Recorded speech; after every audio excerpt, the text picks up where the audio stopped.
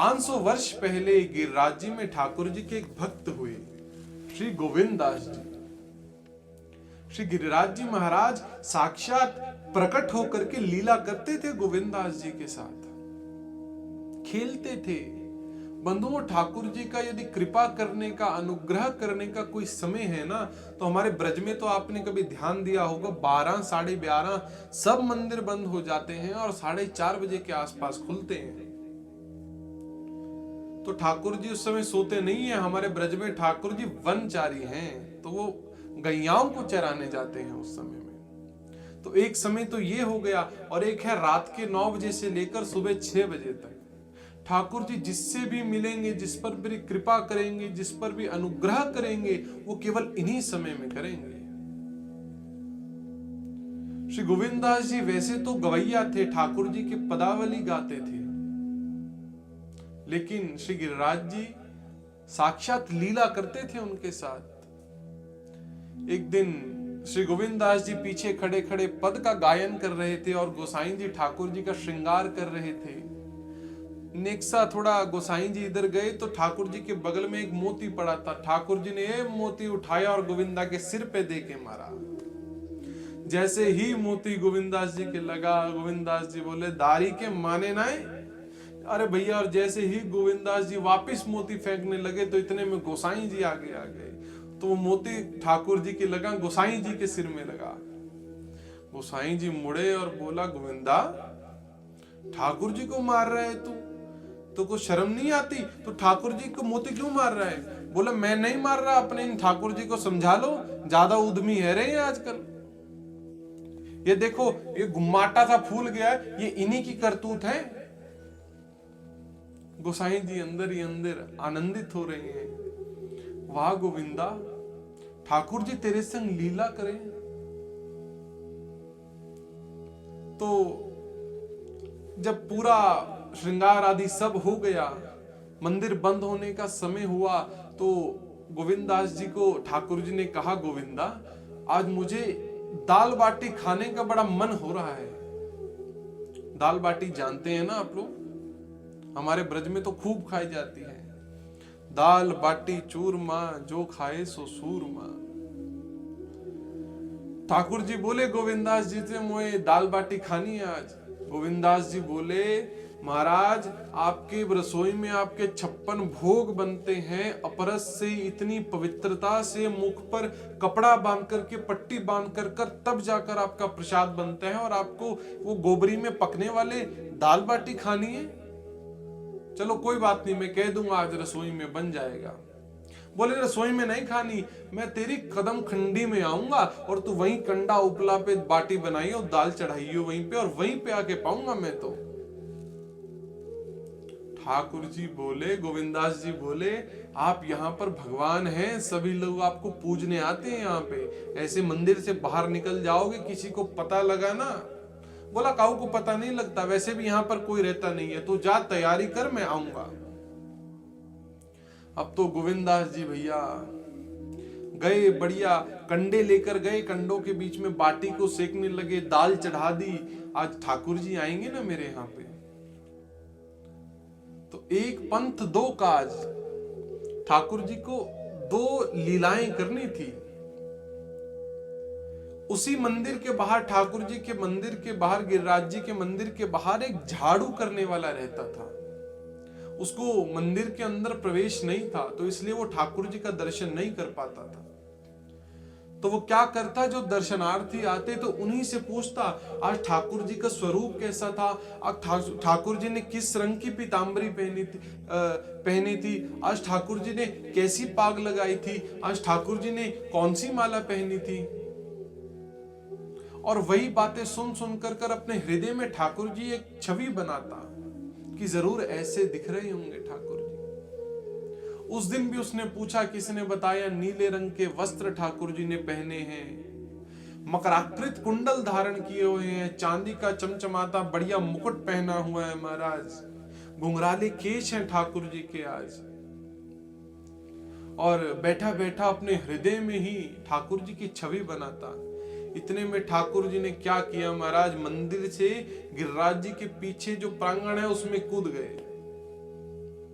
और जैसे कूदा उन्होंने देखा वो नीचे बैठा बेचारा झाड़ू वाला रो रहा है और बार बार ठाकुर जी के नाम को दोहरा रहा है। तो ठाकुर जी ने लीला की, बोले अरे कोई है यहाँ पर, मेरे पाँव में कांटा लग गया है, कोई आओ मुझे बचाओ, मुझे बड़ा दर्द हो रहा है। जैसे ही वो झाड़ू मारने वाले के कान में ये ध्वनि गई, बोला ये कौन बोल रहा है। और जैसे ही नजर ऊपर करके देखा तो अरे ये तो नीली वस्त्र पहने हुए हैं, चांदी का मुकुट, मकराकृत कुंडल, मोतियों की माला, ये कहीं ठाकुर जी तो नहीं है। और जैसे ही बोला हाँ मैं ठाकुर ही हूं, तो जल्दी आके ये कांटा को निकाल, मुझे बड़ा दर्द हो रहा है। वो दूर से प्रणाम करने लगा, बोला प्रणाम छोड़, तू जल्दी आ मेरे पास। वो नीचे बोला कि मैं नहीं आ सकता ठाकुर जी, मुझे गोसाई जी बहुत डांटेंगे। बोले तो चिंता नहीं कर, यहाँ कोई कुछ नहीं कहता, ये तो बाहर के लोगों ने नियम बना दिया है, गोसाई जी कुछ नहीं कहेंगे, वो तो बहुत अच्छे हैं, तो जल्दी आ रे। तो वो झाड़ू मारने वाला गया ऊपर और जाकर के जिन चरणों के दर्शन के लिए, जिन कमल चरणों के दर्शन के लिए लक्ष्मी लालाहित रहती है, वो चरण आज इतनी सहजता से ठाकुर जी ने उसके गोदी में रख दिए। और वो कमल जैसे गदमदरा पांव को पकड़ता और डरता कि इतने कोमल से पांव में अब कांटा मैं कैसे निकालूं। तो वो कांटा दिखा, जब वो निकालने लगा तो वो निकला नहीं। ठाकुर जी ने बोला अरे ये हाथों से नहीं निकलेगा। फिर बोले ये मेरा पांव पकड़कर अपने मुंह के पास लेकर जा और फिर दांतन से खींच के वो कांटा निकाल दे। इतनी कृपा, कृपा की न होती जो आदत तुम्हारी, तो सुनी ही रहती अदालत तुम्हारी। जो दीनों के दिल में जगह तुम न पाते, तो सुनी ही रहती अदालत तुम्हारी। तो किस दिल में होती हिफाजत तुम्हारी। ठाकुर जी ने कहा इसको अपने मुंह के पास ले जा और दांतों से निकाल दे। उसने दांतों से निकाला और अपने सौभाग्य की सराहना करने लगा।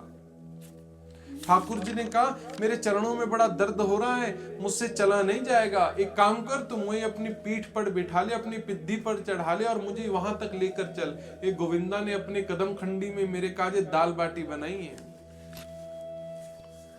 अब तो भैया ठाकुर जी उसकी पीठ पर चढ़ गए, यहां से पांव डाल लिए और ऊपर से बालों को अपने हाथों से पकड़ लिया और जा रहे हैं ठाकुर जी उसके संग बैठ करके। अब गोविंदा की कुटिया से थोड़ी ही दूर उसने ठाकुर जी को उतार दिया। बोला ठाकुर जी यहाँ से आगे आप स्वयं चले जाइए, यदि गोविंदास जी ने मुझे आपके संग देख लिया तो मुझे छोड़ेगा नहीं वो। ठाकुर जी ने कहा अच्छा ठीक है, तू यहीं पे प्रतीक्षा करियो, तेरे काजे दाल बाटी लाऊंगा मैं। ठाकुर जी गए गोविंदास जी के यहाँ। गोविंदास जी ने बढ़िया स्वागत किया, पुष्प माला पहनाई, बिठाया, आसन दिया। बोले बहुत तेज भूख रही है, भूख लग रही है भैया, जल्दी जल्दी खवा मुझको। गोविंदास जी बढ़िया थाली सजा रहे हैं, दाल डाली भैया, बाटी रखी, चटनी रखी, चूरमा बनाया था वो परसा। अब ठाकुर जी बाटी पा रहे हैं। ठाकुर जी बोल रहे हैं बहुत भूख लग रही है मुझे, जल्दी जल्दी ला। ठाकुर जी क्या कर रहे हैं, दो बाटी आती तो एक बाटी तो खाएं और एक बाटी अपनी जेब में धरते जाएं। अब उसके काजे भी तो लेके जानी है, बाहर बैठा है बेचारा प्रतीक्षा में। ठाकुर जी एक बार बोला, गोविंदा बोला ठाकुर जी इतना तो आप नहीं खा सकते। बोला तुझे मैं 56 भोग खाता हूँ, 56 भोग लगे मेरे मंदिर में और 8-8 बार मैं प्रसादी पाता हूँ, तुम को एक बाटी दाल खाने से मना कर रहा है। बोला मैं मना नहीं कर रहा नाथ, खाओ आप प्रेम से पाओ। ठाकुर जी को भैया खिलाते गए और ठाकुर जी ने 56 बाटी का प्रसाद लगाया। कैसे लगाया, आधी तो खाई और आधी जेब में भरते रहे। और प्रसाद पाने के बाद ठाकुर जी ने कहा मैं चलता हूं मंदिर, वो पट खुलने का समय हो गया है। जैसे ही भैया ठाकुर जी खड़े हुए तो ठाकुर जी का पेट फैल गया। अब आधा, अच्छा गोविंदा सोचे कि महाराज इतनी जल्दी आपका पेट कैसे फैल गया, और आगे को बढ़े तो अलग बात है, आपका कोई यहाँ को निकल रहा है, आधा यहाँ से निकल रही, क्या है। उन्हें जैसे ही गोविंदास जी ने देखा, सबरी बाटें निकल गई। बोले अच्छा ये बाटी क्या है, काऊ के काजे लेके जा रही हो, कोई नया सखा बना लिया आपने, मेरे अलावा भी कोई सखा बन गया ना अब आपका, बताओ जल्दी। बाहर जाकर देखा तो उसके पीछे वही झाड़ू मारने वाला गोविंदास जी ने देखा। अच्छा अब ये या को सखा बना लिया आपने, खुद तो इतने वेद, इतने पुराण, इतने शास्त्रों में पवित्रता, नियम, ये वो पता नहीं क्या क्या लिख रखा है, आचमन और पंचकरण संस्कार, ये वो, और खुद कोई पवित्रता का वो नहीं रखते, किसी के भी कंधे पर चढ़कर आ जाते हैं, किसी के भी साथ अपने आ जाते हैं। बोला गोविंदा ये नियम तो लोगों के लिए है ना, हम तो जय जय हैं, हमारे लिए थोड़ा है ये नियम। ओहो, अंदर से तो गोविंदास जी प्रसन्न हो रहे हैं, कितने दयालु हैं नाथ आप। पर बाहर से ही गोविंदास जी ने कहा कुछ नहीं मेरे को सुनना आपसे, चलो कुंड पे चलो, जल लो और आचमन करो। अपवित्रः पवित्रो वा सर्वावस्थान गतोपि वा स्मरेत पुंडरीकाक्षं सर्वाभ्यंतरा शुचिः। ठाकुर जी आचमन कर ही रहे थे तो गोविंदा पीछे से आए और जोर से धक्का मार के ठाकुर जी को कुंड में फेंक दिया। ठाकुर जी बोले दारी के गोसाई जी से शिकायत करूंगा तेरी। बोले मैं वो बोलूंगा गोसाई जी से, किस किस के संग डोलते फिरो तुम।